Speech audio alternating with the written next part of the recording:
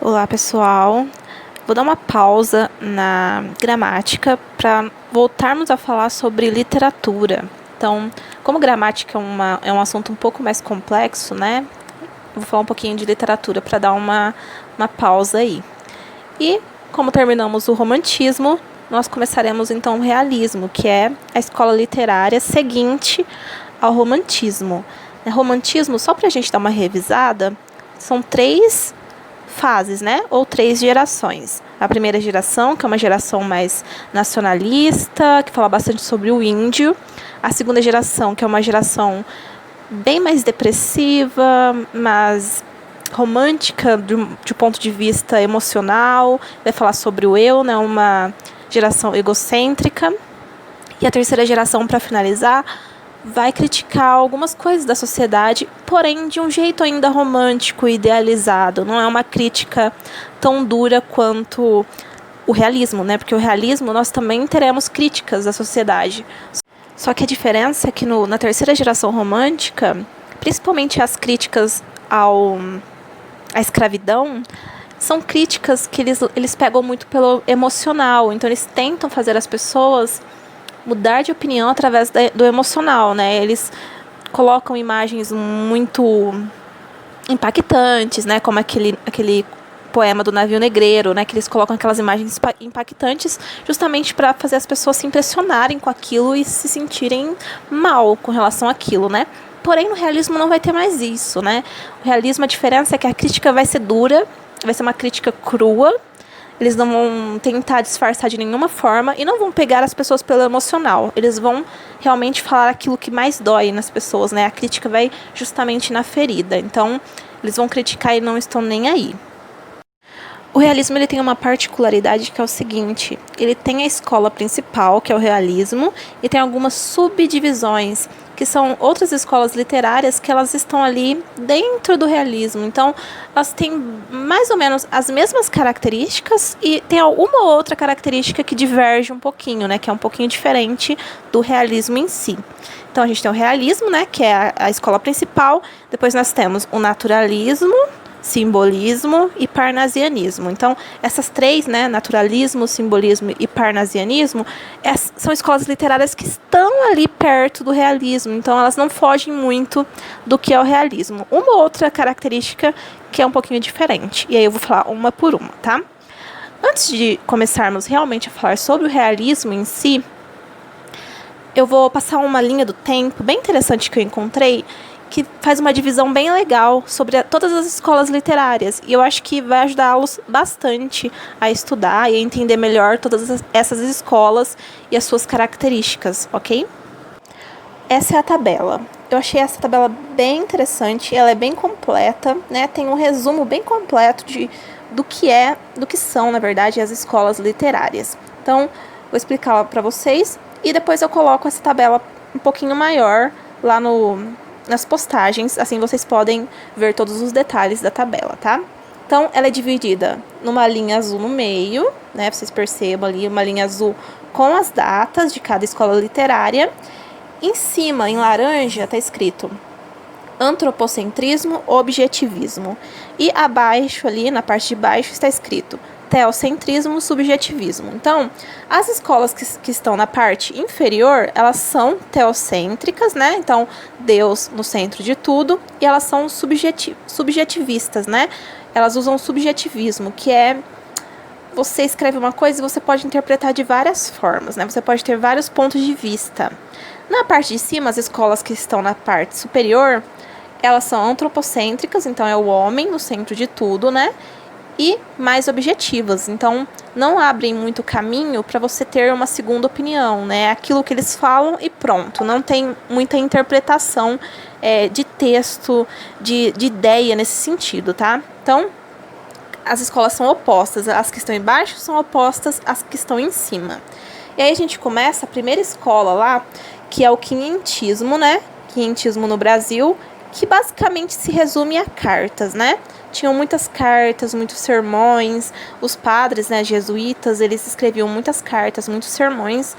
e tentavam catequizar os índios. Então, essa é a parte do quinhentismo, e chama quinhentismo justamente porque aconteceu ali em meados de 1500, né, no descobrimento do Brasil. Depois nós temos o arcadismo, né, que vem em sequência. E o arcadismo é uma escola antropocêntrica também, né, vai falar sobre o homem no centro de tudo, também é objetiva. E basicamente o arcadismo fala sobre a natureza, né? Bucolismo é uma coisa da natureza, né? São aqueles ambientes naturais. O pessoal queria viver na natureza porque era muito melhor do que viver na cidade. Além de quinhentismo e arcadismo, ali ficou faltando o trovadorismo e também o classicismo. Eles estão ali no meio, também fazem parte ali do antropocentrismo e objetivismo, ok? E aí depois vamos aqui para baixo. Temos o barroco, né? E temos o romantismo e simbolismo. Então, barroco é a parte de baixo. É uma escola literária teocêntrica, né? É Deus no centro de tudo e subjetivista. Então, o que eles falam pode ter um duplo sentido ali. E aí as principais características que tem ali embaixo são conflito e antítese. Conflito por quê? Conflito e antítese meio que estão ligados, porque o barroco ele falava muito sobre Deus e o homem. Luz, escuridão, dia e noite, religião e paganismo, né? Eles falavam muito de religião e sempre falavam sobre essas antíteses, esses opostos e o conflito que gera entre esses dois opostos, né? Bem e mal, dia e noite, todos esses opostos que nós conhecemos. Então, os poemas do barroco são sempre cheios de antíteses, que são essas palavras opostas, essas ideias opostas. E depois nós temos o romantismo, né, que foi o que estudamos foi a escola literária passada. E o romantismo usa muito idealização, nacionalismo, o sofrer de amor, né? Primeira geração, uma geração nacionalista, depois nós temos a segunda geração que sofre de amor até, né? E a terceira geração que é uma geração idealista, né? Que queria modificar a realidade, que queria que não existisse escravidão, porém era muito romantizado, era muito idealizado, então eles não conseguiram muitas coisas com essas críticas que eles fizeram na terceira geração romântica, tá? E aí, por fim, é o que nós estudaremos agora. O realismo, né? Então, o realismo é o que estudaremos agora. Então, o realismo, três partes do realismo estão na parte de cima, que é antropocêntrica, né? O homem no centro, e é objetivista. E uma dessas partes está embaixo, que é o simbolismo. O simbolismo já é teocêntrico e subjetivista. Então, nós temos dentro do realismo, naturalismo e parnasianismo, que estão na parte de cima, e o simbolismo, que está na parte de baixo. E essas 4 escolas literárias meio que são quase a mesma coisa, elas estão ali juntas. Tem uma outra característica que as difere, né, que diferencia essas escolas literárias. Só para dar um resumo, o realismo vai fazer uma crítica, né, e o naturalismo também. Vai ter uma diferença entre um e outro, que aí depois, quando eu entrar mais a fundo, né, no realismo e no naturalismo, eu vou explicar.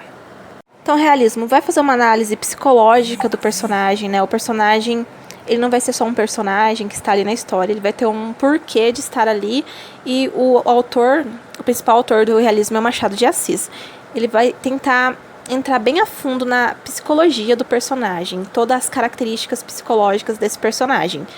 O realismo é uma escola literária social que vai criticar a sociedade como um todo, só que vocês vão perceber que no modernismo vai acontecer a mesma coisa, vai ter uma crítica também da sociedade, só que cada uma no seu tempo histórico.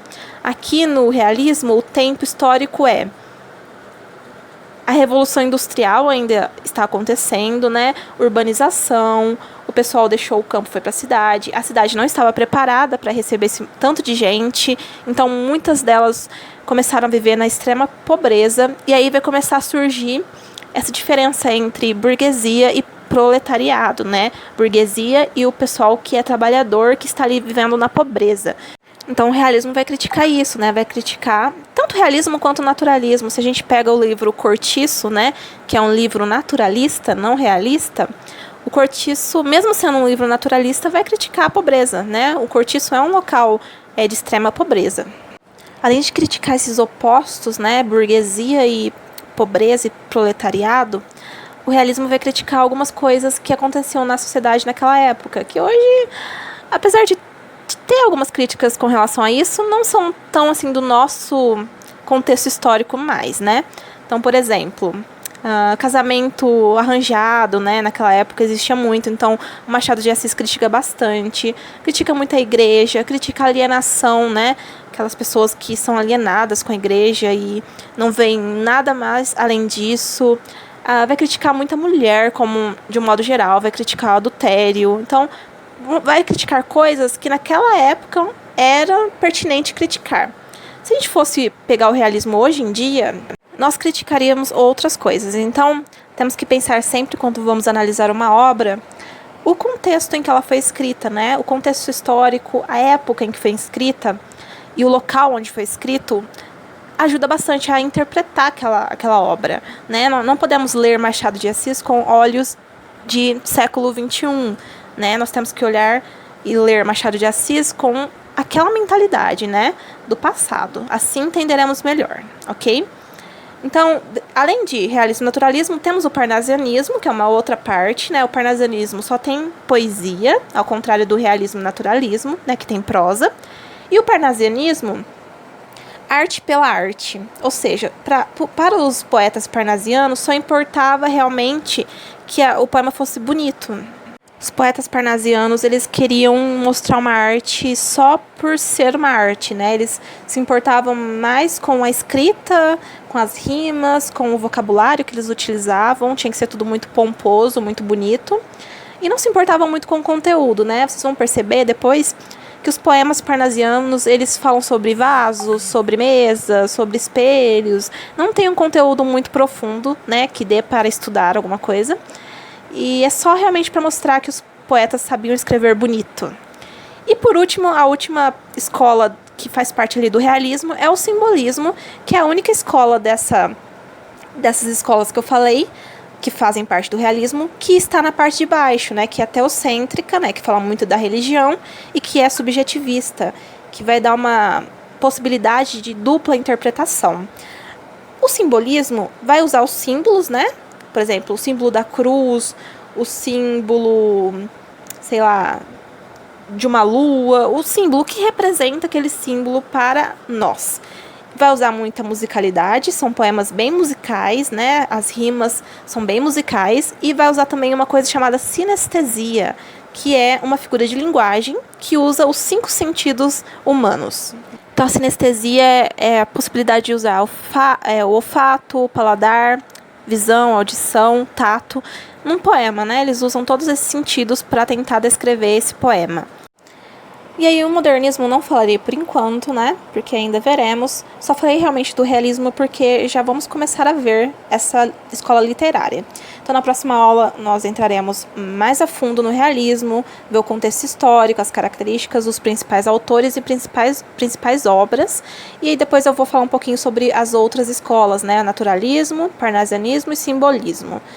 E aí depois que a gente terminar tudo isso, nós voltamos para a gramática, ok?